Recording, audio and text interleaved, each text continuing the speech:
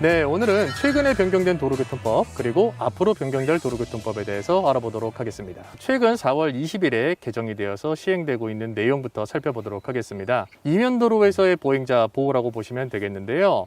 이면도로라 함은 차도와 보도가 구분되지 아니하고 중앙선이 없는 도로를 말합니다. 이번 법 개정으로 도로의 전 부분으로 통행이 가능하겠고요. 운전자는 여기에서 보행자를 만났을 때 보행자의 통행을 방해하지 않도록 일시정지하거나 서행해야 되는 의무를 가지게 됩니다.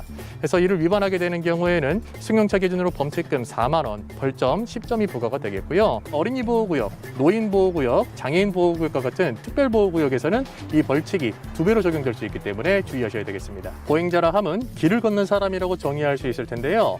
기존에 유모차, 보행보조용 의자차, 흔히 전동 휠체어라고 부르죠.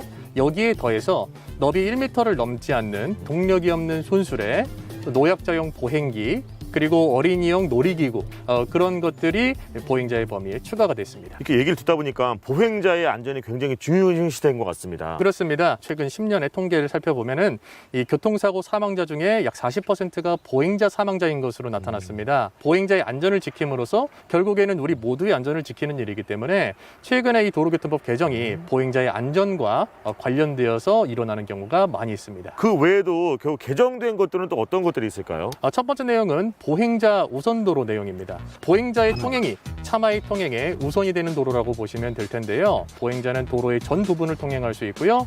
운전자는 보행자의 통행에 방해가 되지 않도록 일시정지하거나 서행해야 되는 의무를 가지게 됩니다.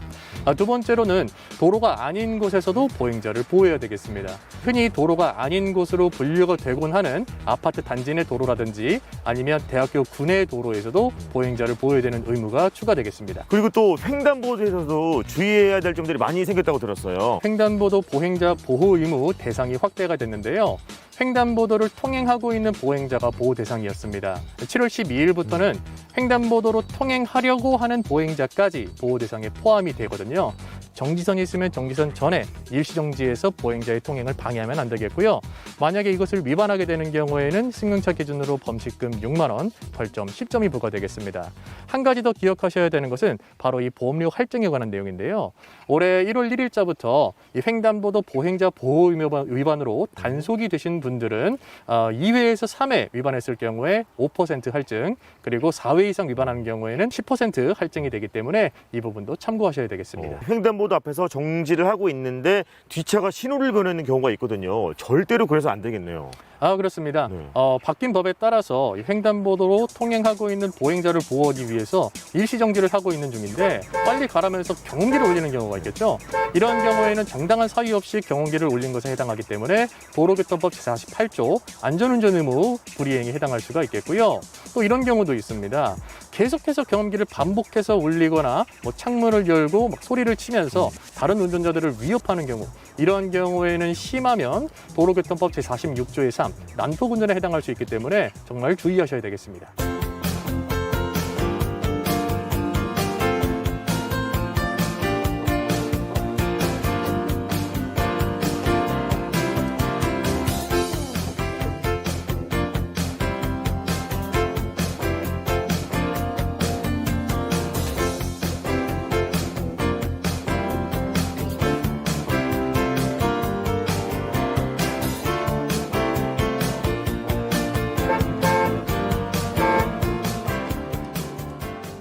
자, 오늘 배운 도로교통법 여러분 잘 숙지하시고요. 운전자, 보행자 모두 안전한 일상을 이뤄갔으면 좋겠습니다. 아는 만큼 안전하다!